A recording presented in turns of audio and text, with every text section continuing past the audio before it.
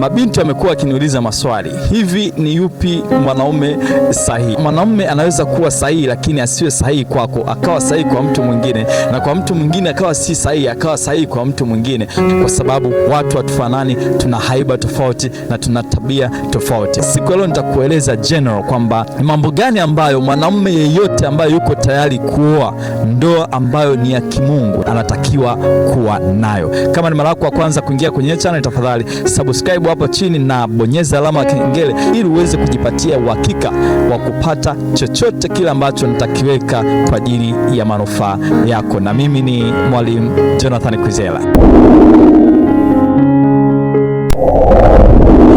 Ni 200 Online TV. Subscribe, bonyeza alama ya kengele, like na share na mwenzio.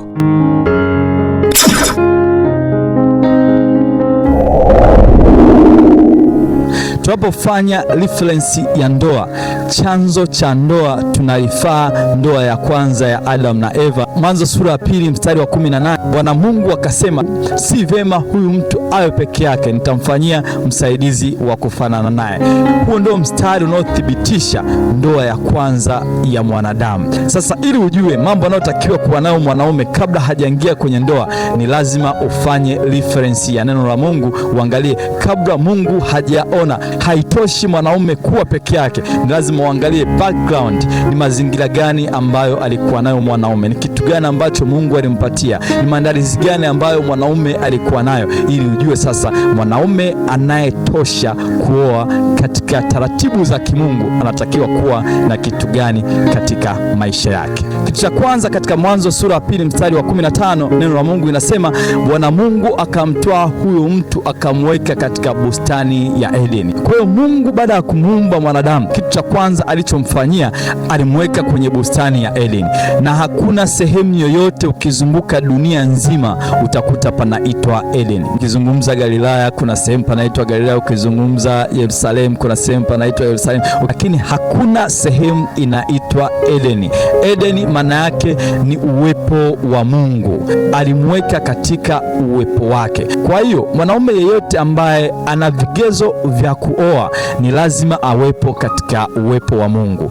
Mabinti wengine wanakuwa wameokoka, lakini wanaenda kutafuta wanaume ambao hawajaokoka, wapeleka kanisani, wanaokoka. Ukimwona mwanaume anaokoka ili amuoe mwanamke, huyo mwanaume hajaokoka. Mwanamke anamkuta mwanaume katika uwepo wa Mungu, sio mwanamke anamleta mwanaume katika uwepo wa Mungu. No, Eva alimkuta Adam katika uwepo wa Mungu. Hicho ni kigezo namba moja cha mwanaume ambaye yuko tayari kuoa, lazima awepo katika uwepo wa Mungu. Namba 2, mwanaume ambaye yuko tayari kuoa anatakiwa kuwa na kazi. Mungu alimpa mwanaume kazi kabla ya mwanamke. Ina maana kwamba aliona kazi ni kipaumbele cha kwanza kwa mwanaume kabla ya mwanamke. Mwanaume anatakiwa kuwa na kazi kabla ya mwanamke, kwa sababu mwanamke ni msaidizi. Bila kuwa na kazi, mwanamke atakuja kukusaidia nini? Ndio maana wanawake wengi wanapokutana na wanaume wanawauliza, una kazi gani, ili ajue nitakuja kukusaidia kwenye kitu gani kama mimi ni msaidizi wako. Hicho ni kitu cha pili ambacho mwanaume ambaye yuko tayari kuoa anatakiwa kuwa nacho kabla ya ndoa. Kitu cha tatu anachotakiwa kuwa nacho mwanaume ambaye yuko tayari kuoa ni uwezo wa kufanya maandalizi. Ukisoma Mwanzo sura ya 2 mstari wa 15, kitu cha tatu alichomwambia mwanaume afanye, alimwambia ilime. Kwa Kiingereza tunasema cultivation, kufanya maandalizi ya shamba, kufanya maandalizi ya kitu ambacho kimewekwa kwa jambo fulani, lakini hakijawa tayari kwa ajili ya jambo hilo mpaka kifanyiwe maandalizi. Katika mazingira hayo yanamtaka mwanaume awe na uwezo na ujuzi wa kufanya maandalizi ya kitu chochote ambacho anaweza akapewa. Iwe ni kwenye karama yako, umejiandaaje? Iwe ni katika mazingira ya makazi, umejiandaaje ili yule mtu anayekuja aweze kupata ustahimilivu vizuri wa kukaa kwa amani. Na ukitaka kujua kama mwanaume anatakiwa kuwa mjuzi wa maandalizi, mtizama, mwanamke anaweza kuwa na kuhitaji, lakini anataka ufanye maandalizi ya kumapproach wewe wakati anakutaka yeye. umwandae yeye wakati yeye ndo anakuhitaji. Anaona aibu kukuambia wewe, anataka wewe ndiye umwandae, ufanye utaratibu wa kumkaribisha aweze kuja katika mahusiano na wewe. Lakini pia anaweza kuwa anahitaji ufanye naye, yeye ndio anahitaji, lakini anataka umwandae.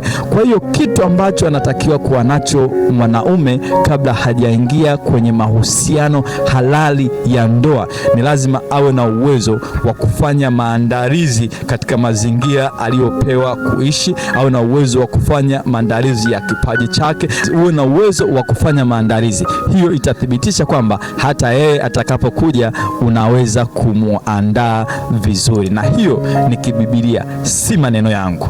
Kitu cha 4 anachotakiwa kuwa nacho mwanaume ambaye yuko tayari kuoa, anatakiwa awe na uwezo wa kumlinda mwanamke, anatakiwa awe na uwezo wa kumkea mwanamke. Ukisoma hiyo Mwanzo sura ya 2 mstari wa 15, neno la Mungu linatueleza ile bustani alitakiwa kuilinda. Kwa hiyo mwanamume lazima awe na uwezo wa kumlinda mwanamke, ni lazima awe na uwezo wa kumkea mwanamke, ni lazima awe na uwezo wa kumjali mwanamke. Ndio maana wanaume wamepewa misuli, si kwa sababu wanatakiwa kuwapiga wanawake, hapana, ni kwa ajili ya kuwalinda wanawake. Maana wanawake wametengenezwa kwa asili, wanahofu kwa sababu wanajua kuna mfariji ambaye yupo. Kwa kabla mwanamume hajawaza kuoa, ni lazima awe na uwezo wa kumlinda mwanamke ambaye anataka kumuoa, iwe kihisia, iwe kiuchumi, iwe kimwili, kwa namna yoyote mwanamume amepewa mamlaka ya kumlinda mwanamke, na ndio maana akapewa assignment ili aweze kujiandaa kwa ajili ya ulinzi kabla hajampata mwanamke. Kitu cha 5 anachotakiwa kuwa nacho mwanamume ambaye yuko tayari kuoa ni neno la Mungu. Kusoma Mwanzo sura ya 2 mstari wa 16 na 17, baada ya ule wa 15 unaofuata wa 16 na 17, Mungu anampa neno mwanaume, anamueleza ni matunda gani unatakiwa kula, ni mti gani unatakiwa kula matunda yake, ni mti gani hutaki kula matunda yake. Anampa elimu, anampa taratibu za kuanza kuishi ili aweze kusurvive vizuri, anampa neno ili liweze kumuongoza, anampa sheria, anampa utaratibu. Na ile utaratibu ulikuwa si kwa ajili ya kumwonea, ila kwa ajili ya usalama wa Adamu. Na Adamu alipokuwa anapewa hiyo elimu na hayo maarifa, hilo neno, mwanamke alikuwa bado kwanza hajaja. Sasa baada ya kuwekwa kwenye bustani ya Edeni, baada ya kupewa kazi, baada ya kuambiwa ilime, baada ya kuambiwa iandae, baada ya kuambiwa aweze kuilinda, baada ya kupewa neno na maarifa, ndio mstari wa 18 anasema haitoshi huyu mtu kuwa peke yake, nitamfanyia msaidizi wa kufanana naye. Ndio akamletea Eva, na ndio ndoa ya kwanza inaadhimishwa kuanzia katika mstari huo. Kwa hiyo mwanaume yeyote ambaye anafuata taratibu za kimungu katika ndoa ni lazima awe ana maarifa, ana hivyo vitu vikuu 5. Nikushukuru kwa sababu umekuwa msikivu mwanzo mpaka mwisho. Tafadhali usisahau kusubscribe hapo chini na kubonyeza alama ya kengele, ujipe uhakika wa kuendelea kupata kila nitakachokuwa na kuwekea kwenye hii channel. Na mimi ni Mwalimu Jonathan Kwizera.